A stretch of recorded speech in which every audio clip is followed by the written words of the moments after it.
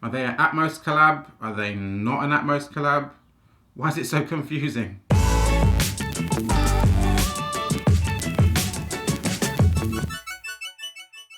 What's good YouTube, Ash Bash, back again with another video.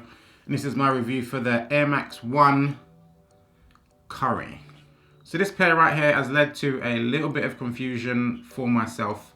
If you've seen any of my recent Air Max 1 videos, you know that I am super duper new to this whole Air Max 1 thing. Slept on pairs for years and years and years. Now I'm interested, now I'm liking them, and this is another pair that I liked and managed to cop. But when I first saw images of these and stories of them from all the new sites that are coming out, I saw Nike times Atmos Qwertee. Atmos times Nike Qwertee. I saw that everywhere, like not once really did I see it without the Atmos name. But now they've come out, looking at the box, Atmos nowhere to be seen. I'm pretty sure if it was a collab, it would say it on the box. From doing a little bit of research and reading what people have been saying, sounds like it never was an Atmos collab. It was just a GR from back in the day that became sort of like a classic over the years. Like people just probably slept on it when it first came out.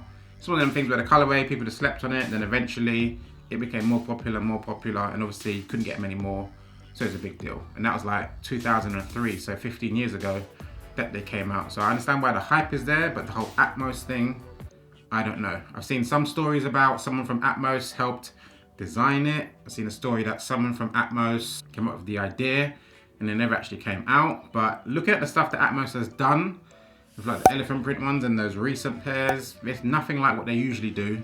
So I can't imagine them doing sort of like a generic kind of colorway as a collab shoe. So we're gonna say this ain't Atmos, but enough waffling. Let's show you these kicks. So this is gonna be my first time seeing them in person as well. I copped these from Nike.com, got them for under retail. Luckily these didn't sell out straight away. I think they did sell out. When I checked it straight away, because I was working that day, I checked on my break and they'd sold out on the website, I think, with the little countdown thing. Probably missed out on them. Then I checked again and they was in size, so I bought a pair. Then I saw on Facebook people were using pulse codes and getting them for under retail, so I bought another pair. So now I've got two pairs. Need to send one back, but anywho, let's show you the shoe. So comes in your standard red and white Nike box, like all Air Max 1s do. Colorway wise is dark curry and true white. Got these again in a UK 10, which I've gotten for my last 3 pairs of Air Max 1s. So I'm gonna guess it's gonna be fine. So far I've not had any trouble with sizing. Let's take a look and see what all the fuss is. I bought into the hype. I like the colorway, but I bought into the hype, let's be honest.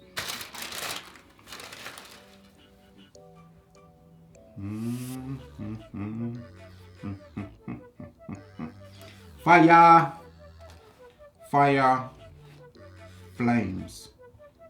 These are fire. These are fire. So, boom. Here are the kicks in all their glory.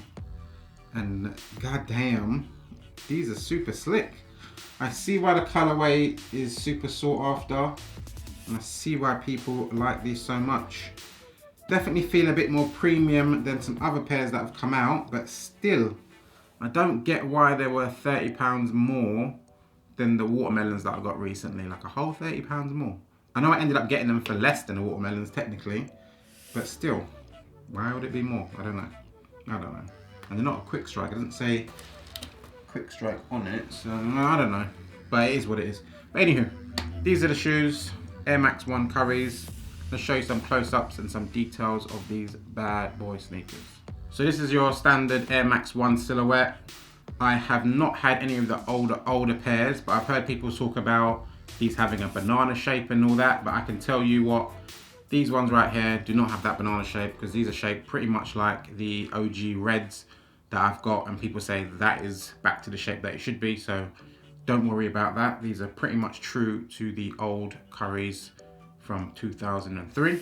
But anywho, so the toe box there is comprised of a white tight mesh, pretty much standard for all Air Max 1s. Front of the shoe is in this dark curry suede. And this goes around all the way to the back of the shoe. Also in this dark curry suede. Material wise, pretty nice, I must say. And you also get this hit here of Nike Air branding stitched in white. And towards the side panel of the shoe here, it is done in this nubuck, in this tan colorway. I love the contrast between the dark curry and the tan. That works very well. Same on both sides as well. And then you have this white swoosh done in leather. Again, same color on both sides. Lacing wise, it comes with the standard white flat laces. Unfortunately, boo to Nike, no spare laces. I thought they would have probably hit in. I'm not sure what color would actually go with this. This is white is the one to go with, but they could have done another color just to change it up and make it a bit different. But it comes with the standard white laces, no spare laces. It's got a white mesh tongue with some Nike branding in blue. It says Nike with the swoosh and Nike Air underneath it. Also, the top two eyelets are in blue as well. I love the little contrast between the tan, dark curry and the blue. Nice little touch. Inside the shoe here is done in that dark curry colorway. Feels pretty nice as well. Very like it would be like a warm kind of, it's like a fleecy weird feeling. But yeah, nice dark curry inside there. And the inners of the shoe again is in dark curry with some Nike branding towards the back in white. Midsole of the shoe, all white, like pretty much all Air Max 1s. White foam, and then it's got a blue air bubble, which you can see through in here. And the bottom of the shoe, the sole, is all black and all fire. So that's a quick tour of the Air Max 1 curry. Chuck them on feet, show you what they're like. There you go.